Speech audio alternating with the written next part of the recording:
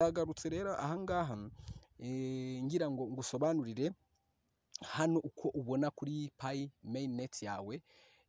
Iyo ufunguye winjiye kuri wallet ukinjiramo, noneho ukareba Pi baguhaye zabaye migrated, Pi wa mininze nyine bakaziguha kubera ko uje za step 8. Ziba zirimo ubundi ibyiciro bibiri. Hari icyiciro cya mbere cya Pi wa mininze, urumva iyi Pi baguhaye zose. Hanyuma noneho hakaba noneho n'ikindi cyiciro cya Pi ziri available. Nukuvuga ngo Pi uko bazigwaye zose ntabwo zose ziba ziri available, ziba zihari yego, ntawazikoraho ziri mu ikofi yawe, ariko nanone ntabwo zose ari uko uba uzifiteho iki uburenganzira. Reka rero nkubwire, izi Pi ziri available ubundi nizo uba ufiteho uburenganzira ako kanya. Iziri available nyine ni izihari, izo wakoresha niba ari ikintu ugiye kugura ukaba wakoresha izo ziri available. Ariko ziriya zitari available, zino ziri hejuru, izi ngizi ziri ahangaha, izi ntabwo ziri available. Oya, ntabwo wazikoresha ubu ngubu kwa kundi umuntu avuga ngo reka nze Pi zanjye mbe nahaho umuntu runaka, cyangwa se njye kugura ikintu runaka muri za market zisigaye zemera kuba zakwishurwa hakoreshejwe Pi. Ntabwo izi ngizi nto wazikoresha, ni ugukoresha gusa, wemerewe gukoresha iziri available. Noneho rero ni ukubera iki rero, wakwibaza uti ni ukubera iki ubundi iziriya ziba zitari available? Zitari available biba byagenze bite? Igisubizo rero nta kindi, ni ugusubira, ndagira ngo nkwibutse, ukimayininga cyangwa se ugifungura account kuri Pi network, icyo gihe watangiye umayininga kuri ntuza rate iri hasi hafi ya 0. Noneho ariko Pi network ikagenda ikubwira cyangwa iguha alternatives, iguha cyangwa se opportunities zo kuba wamayininga kuri high rate cyangwa se rate yo hejuru.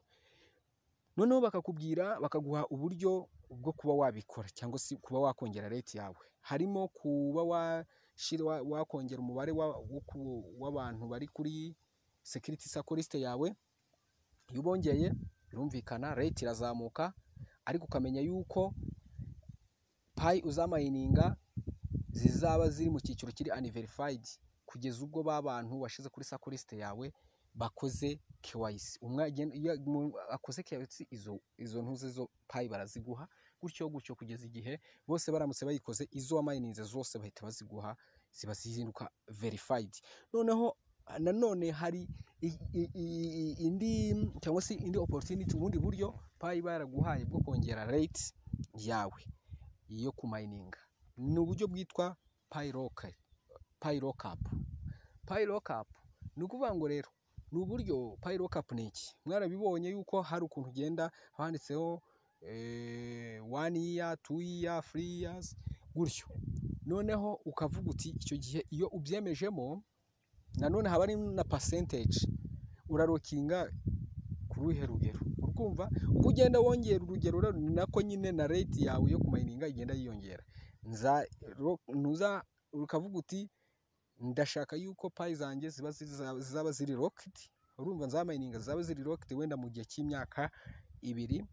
Noneho izi zaba locked zingana gute ku ijana? Ukavuga uti wenda ni 100%, cyangwa se ni 90%, cyangwa se ni 70%, bitewe ubwo naho wagize ute na percentage wahisemo wanarokinze. Icyo gihe nukuvuga ngo igihe zizaba zibaye migrated, igihe uzaba wamaze kuzihabwa Pi zawe warakoze KYC, none bakaziguha, icyo gihe nukuvuga ngo wemererwa kuzikoresha ari uko ya myaka wazirokinzemo irangiye.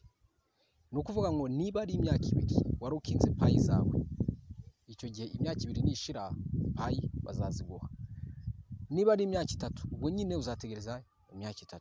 Hanyuma nanone ariko Pi bazaguha, ni ukuvuga ngo kuri available balance bizaterwa wenda n'ikigero iki percentage warokinze izarizo. Ushobora kuba wenda wararokinze niba ari 90%, icyo gihe kuri available balance hazaba hari 10% muzo baguhaye muri Pi ba migratinze kuri ntuza yawe. Kumenya igihe rero payi zawe zizabera available, icyo bigusaba nta kindi ni ukureba ahangaha kuri payi meni neti yawe, ukareba hano hasi aha handitse history, ukabona urabona aha hasi hari payi bagize ute baguhaye, si payi baguhaye.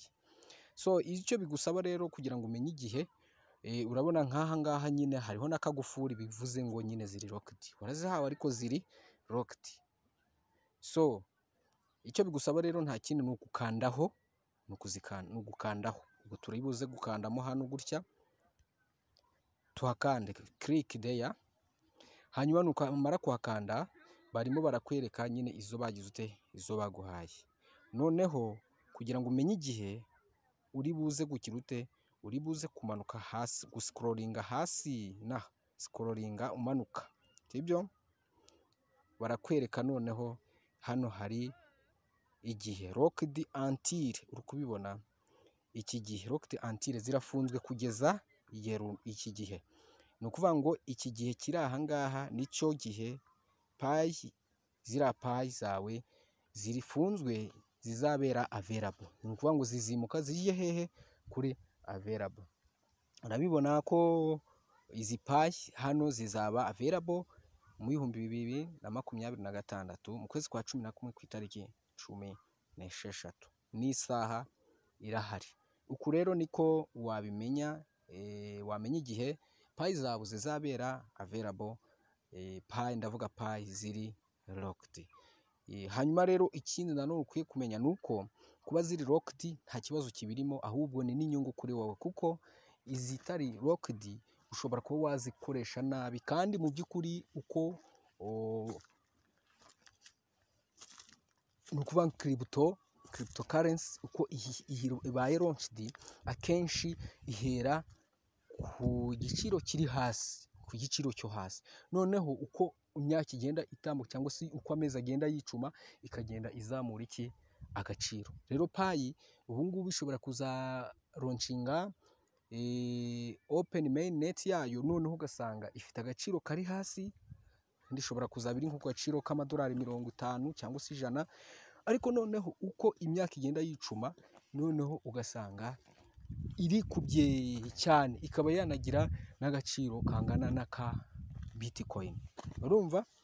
Noneho ugasanga rero weho wahise, kubera ko zitari ziri locked, ako kanya uhise nyine wumva uhuye n'akabazo, ugahita uzigurisha ku giciro cyo hasi. Nyuma y'umwaka ukazasanga noneho babandi bari barazirokinze, ugasanga bahindutse iki, abamiliyoneri. So rero ntubumve ufite ikibazo ko payi ziri locked, zitari kugaragara, nyine zitari available.